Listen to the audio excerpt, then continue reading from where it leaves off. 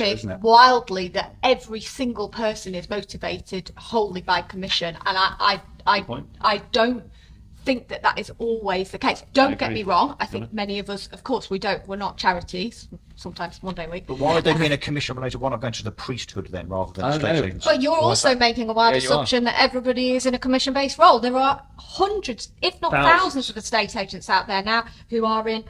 You'll know from the guild, loads of the independents do it. They're not in a commission-based role. They get paid a salary, and that is it. And occasionally, if their boss thinks they've had a good year, they give them a bonus at Christmas. But that might actually be one of the reasons why the agency industry in the UK is not seen in the high regard. So when I talk about better, the US, Australia being better, I mean in the context of they charge more and they are more highly regarded. We know that because what you said a few minutes ago, which is estate agents in the UK are still in the top 3 of all professions. I don't think estate agents that are is regarded anywhere. But that isn't in the US and Australia they're much higher. They're not highly regarded, but they're higher. That's my point. So therefore they're better in the US. It's not our job to be popular. It really isn't. No, but it's our job we're always the meat and the sand. It's our job to deliver. It's our job to deliver a service and a performance. I'd argue that you can't as commensurate with a decent fee. The better you are, back to my point earlier, the better you are, the more likely it is that you can charge a higher fee, particularly if you've built the relationship in the first place. But your job is to give bad news. So when your client says, "I'm sorry, I've changed my mind," you call up the buyer and say, "I'm really sorry, my client." Who gets the blame? We get the blame. I mean, it is our job to be the meat in the sandwich. But that's only part of the beat-up session, isn't it? Our relationship with the consumer is 6 months long, isn't it? So yes, there's bad news has to be delivered, but it's not all bad news in a relationship. So we need. So here, if I'm getting training is essential. Leadership is it broken? Is it broken not just in agency, but across? We don't go across the It's everywhere. I work for the NHS at the moment as well, and it is. But is it because, so if we revert back to the industry, because I'm totally with you on that, is it because people feel they're in the middle of, no, what do I do to help that individual? Because you don't want, there's a lot of people that can be upset by feedback these days and training, and they think that training's a bad thing and it can be associated with a negative context. I know it comes back to culture. It can be, because people, there's a lot of people out there that think if I'm getting training, it means I'm not very good at my job. Now, I think it comes back down to culture and leadership. And let's go round the table. If you were to open an estate agency, what fee would you charge? Depends where it was. You can't. Does it? Well, you wouldn't. I don't think you charge 2.5% in Cardiff. I would. Oh, I would. 495 up front, 2.5% plus that. 495 up front. What, for marketing? Yeah, Nice. 2.5%. Like that. And so before EXP came along, I set up a business. I've still got the domain name. You can buy it off me. I paid £1,800 that. If anybody wants it. Beltbraces.com. What is it? 2.5%.com. Beltbraces.com. And my entire model was. Belt braces sounds like a tailor's. Yeah, no, it was supposed to be because I'm known as a part-time estate in my old days. So, but Belt and Braces, so the whole model, the website was built 495 up front, 2.5% plus VAT on completion, minimum 10 grand fee. Didn't work. In my area, when I took the job at EXP. Took the job at EXP. So you would do that, Mark? Just, without going back to this point before, there isn't a set rule. No, I know. When John if you set were up to, Foxtons, if you he set up a business. He Yeah. knew we need to make this much. We need to Yeah. charge But this that's much. where- to make that's the this point much I'm gonna money. get to. And when your guys take the license off of you, they've got a dream as to what sort of life they want to live and a plan as to how they're going to get there. You could have done it with moves. You could have done it with Purple Bricks. You could have done it with Hatch. It doesn't matter. If the plan works, you should be making profit at the end of it, whether you're charging Primark prices or Gucci prices. But estate agents, they come out of a corporate and just want to make a bit of money. So this comes back down to what you're saying. It's that know your market that you want to work in, right? So you identify the marketplace in which you want to work in. The business opportunity not isn't the to open market. an estate agent. No, but mean that as in. Never on the high street already. But what I mean by that is, if you scattergun, your marketing's diluted. If they do any marketing, so you've got to identify who do you want to. What's the point? Absolutely. Yeah. Who's your Who's your customer? How much money is it going to make? What's the value add to the customer, surely? I mean, what problems have they got? It's a lot easier to articulate your value, whatever that is, by the way. Absolutely. So I think, what we've learned as consumers is that consumers want, we're all consumers, but we want choice. Yeah. Sometimes you go to Aldi, other times you go to M&S. It really depends. And I think I'm not comparing estate agents to that, but customers want choice. We all do.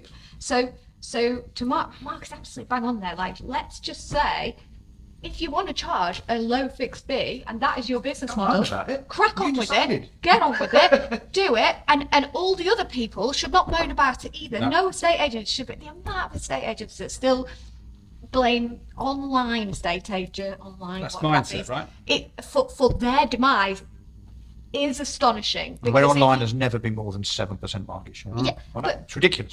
but also, They chase the market down. They chase the fee market down. That's what. Yeah, What, but it's an No, excuse. they had- Sarah's point is it's it's an an excuse, excuse. but that's what It's an you excuse had for an those agents. opportunity, estate agents had an opportunity to prove their value and to differentiate beyond their wildest dreams, because instead they weren't looking at commodities like the other 16 people on the high street. This was somebody doing it completely different, and that's fine. If you want to choose them, you go for it, but we charge 2%.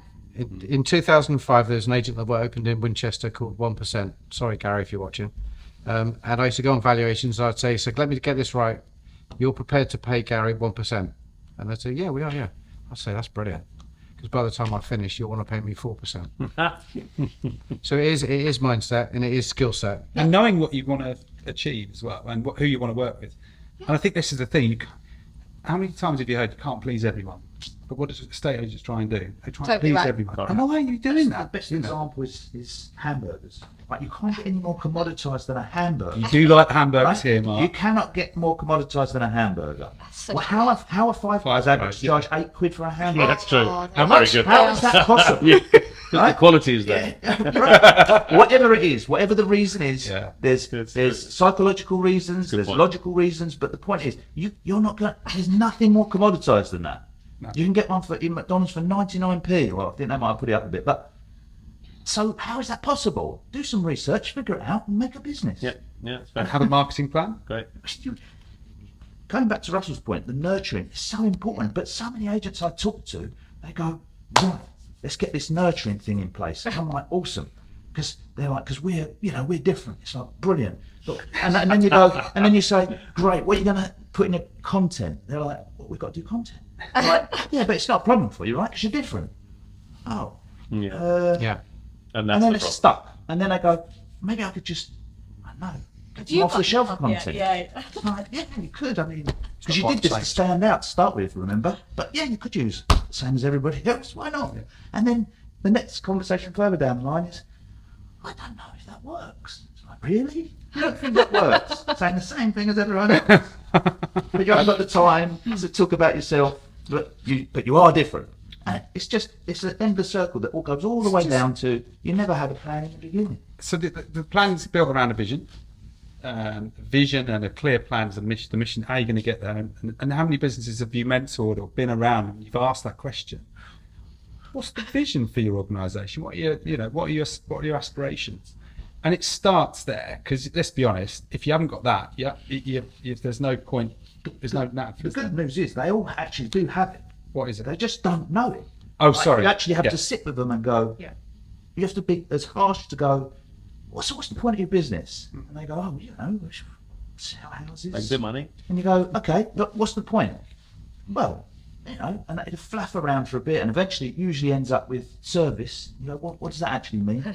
And nothing, until eventually, then you start getting somewhere, and you dig into their background, and you go, oh, hold on a minute. So you're telling me that, you've done this since you were at the age of 16. You've won awards. You've done this. You've done that. Have you ever told anyone this on evaluation? No.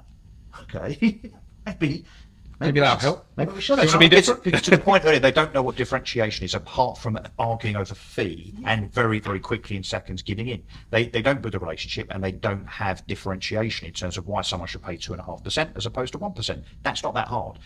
I think my advice would be have 4 or 5 things in your head as a lister, branch manager, neg, whatever, where you can, with confidence, and I think this is really important, with confidence stand up and say, of course, there's a massive choice of estate agents. They're not all the same. The same as burgers aren't the same as holidays aren't the same as cars aren't the same. This is where we're a little bit different. Not to slag off the competition, not to put stupid pie charts in your window that say we're agent A, but agent B, C, and D have got a smaller market share than us. I'll be clever. Who gives a shit, right? That's ridiculous. What you should be able to do is look someone in the eye in the lounge, having spoken to them for 45 minutes over a cup of tea about the football, and then slide in the differentiators, and then you'll get the business. Can I just chuck it on its head.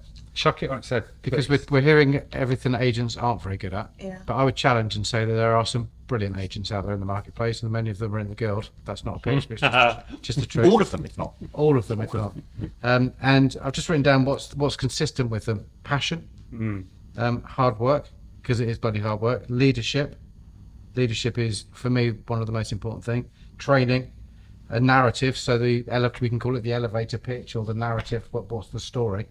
And they have an ability to communicate and articulate with their customer base, to understand their needs, and then tailor their service to make the customer feel that they're getting a bespoke service that is satisfying their needs, that will deliver the result. I think the differentiator though is, we talked a moment ago about commission and, should estate agents be commissioned and what does it achieve?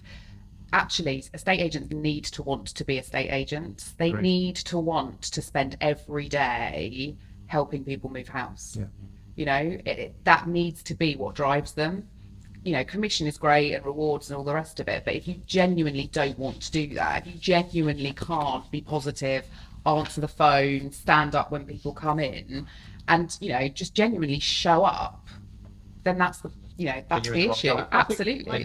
I think the best ones will do that, and they'll be money motivated. Yeah. I think that all the best people I've ever employed are great people. Yeah. Some are not very nice, and they I've got rid of people at the top of the board many times because they're stopping other people doing work.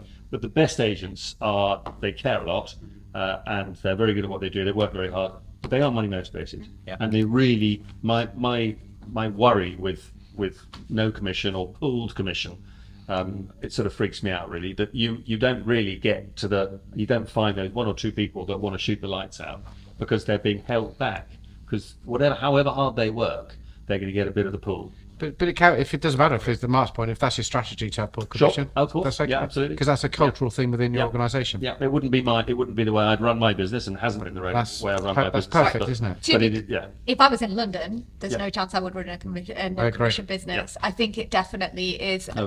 Going back to my point about different regions and geographic pressures and expectations and those sorts of things. Yeah.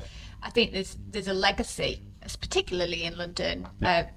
Foxton's is a great part of that, but there's various other brands as well. And to get your best people, I think you're absolutely that right. wouldn't work in major conurbations. Major conurbations, yes. But not in the minute country. you get beyond that, Okay. I think you'd probably start to think, actually, you need a slightly different. It comes back to the passion, though, that Iain was talking about. Like the passion is, you have a culture that you want to build and a certain business that you want to work, and that's going to work because you do, as opposed to, I don't know, I left Foxton's, thought I could pick up a few listings that they don't get if I charge 1%. Like, that's not a passion, it's not a business, it's not. Everybody thinks they work. It's a lifestyle. But there's a difference between working hard and just running around in circles doing nothing, and actually having a plan to go, this is why I started my estate agency, and this is where I'm going to get to in X amount of years. And you might not get there in X amount of years, but at least you're heading in some sort of direction. Yeah, it's a good time to do that and reset, isn't it? Can we pick that up actually? Please, go for it. What Mark's just said there, because the amount of estate agents that I speak to on a daily basis, and I'm not saying this is what they don't do, it, but I think to give some advice, some really sage advice. Absolutely. Make a plan right now.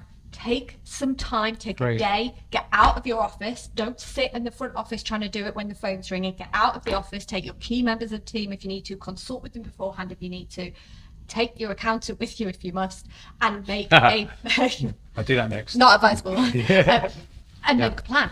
But also, that's obviously the advice for the business owner, because a lot of them have not got a plan, a budget, anything into the future. Sometimes they're scared of them, actually. They're scared of the reality and addressing some of that. Things like fall throughs, things like wasted time and inefficiencies, things like costs that they haven't actually renegotiated for years, or people that are a cost line that they haven't actually questioned the performance of that cost line, sort of contractors beyond. There's a few social media people kicking out there who are not getting challenged, in my opinion. But if you're an actual negotiator or a manager or a valuer or anybody who is not the owner of the business, you should have a plan as well. Why don't you, if I was to give any advice to a young, or it doesn't matter what age you are, What's your plan for the next 12 months? How do you intend to incrementally improve, develop, learn? What are you going to ask of your business owner that is going to serve you? And this goes back to the leadership. I think we don't, as people, as employees, necessarily sort of ask for the training. Demand that I want to be better, please. I want to do better and be better. So therefore, can you help me facilitate that? We come in, we switch the lights on, we change a few window cards, and we answer the phone, and we maybe get back to right move leads if we can be bothered or have time. Very good. Make a plan. Yes. I completely agree with, it doesn't just have to be the business owner with a plan. I completely agree with that point. My stepdaughter was working from home during COVID. I feel very sorry for her because she had me as a business, as a colleague. Mm-hmm. And she's gone into yacht recruitment. And she started off and she said, here I am, I've had no training, I don't know what to do. I said, right, let's start at the top. How much do you want to earn this year? What's your average fee? Yeah.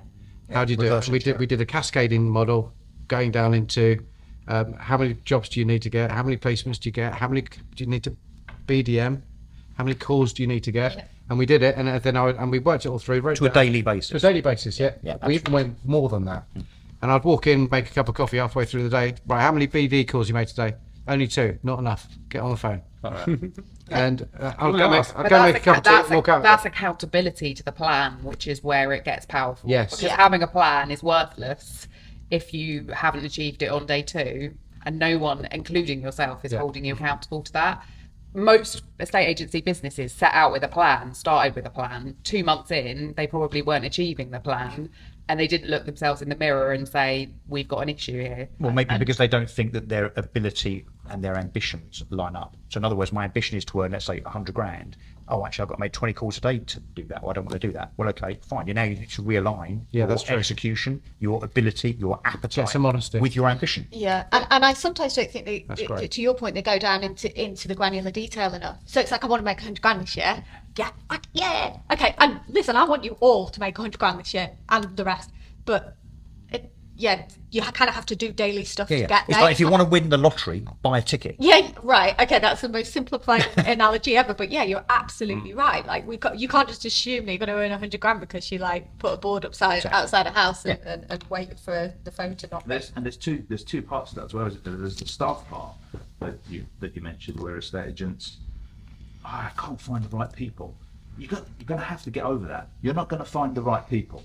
Like, they're not going to leave a high position at Foxtons and come and work in your small independent estate agency. It's not happening. You're going to hire your mate's son who's just left school. Like, that's how it's going to be. So you better have some training, you better have some goals and some accountability. And then you're all going to work together and you're going to make something of it, right? If you sit around waiting for the right people, it's not happening until you're hitting 1-2 million in revenue. And then you might start to attract some of the right people. And the other side to it is more around the fact that they're not realistic. Like, they say, I want to make £1 million in revenue. Cool. What's your marketing budget? Marketing budget. So how much you spend on marketing? Should be 7%. So 70,000. You can split it over these many weeks. Yeah, but 69,000. Like, whoa, hold on. I haven't got 70,000. Oh, what have you got? Nothing. You're going to make $1 million from nothing. I've got to see this. It's going to be amazing. I mean, it's just unrealistic expectations. Yeah, I think that's really fair. I think, and as well, let's go back to the other point, which was, how does someone on the front line sell a house today? They've got houses on the market, vendors who need to sell. Because the good thing about the market right now is you're not on the market for no reason. Yeah. So most of the people that are actively trying to sell their property in your available stock, there's a real motive there, because let's be honest, you wouldn't be on the market right now for the sake of it. Dabbling, as you look at the news every morning, you've got Talk TV, look, plug there. You've got Good Morning Britain, everyone's talking about house prices and doom and gloom, cost of living. The next thing's this, the next thing's that.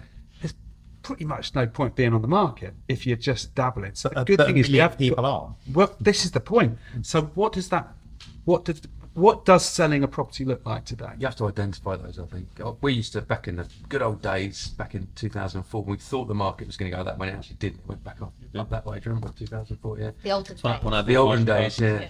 We started with all of our vendors, and we gave them motivation. A for super motivated, B, C, D, and that was it. And they put them into piles. A, super motivated, and then we worked on those, talked about, and I don't like using these emotions potentially on a video like this, but fear and greed. We worked on fear and greed. We said to the client, look, if you don't drop your price now, you might be dropping it by X in 6 months' time. If you don't accept an offer today, you might be accepting a lower offer. We might be advising to accept a lower offer in 6 months' time. Fear and greed really helped in 2008 as well. And that is why no one trusts estate agents. It's the right advice. It's the right advice. It's real. I'm joking. It's real. So life, then you it's what just happens. Any industry have to be aggressive. Of course it is. Well, people buy with emotion, and they buy decisions with emotion and justify with logic. So the point about what you're saying is the logic is, why does somebody genuinely need to move if the differentials are right, and so on and so on. Let's make those conversations happen. Let's go and see people. I think one of the things I would advise anybody watching this today is, you've got time to get in your car, Absolutely right. drive round, show them some of the data. Go ask Russell, because I've never known a guy who's got as much data as Russell. Go and show people what the trends are, what's happening. Because let's be honest, there was times 2 or 3 months ago where I'd sit with one of my guys running one of my businesses, and he'd be looking at his watch thinking, I need to get back to the office, got like 30 odd leads in the inbox or something stupid like that.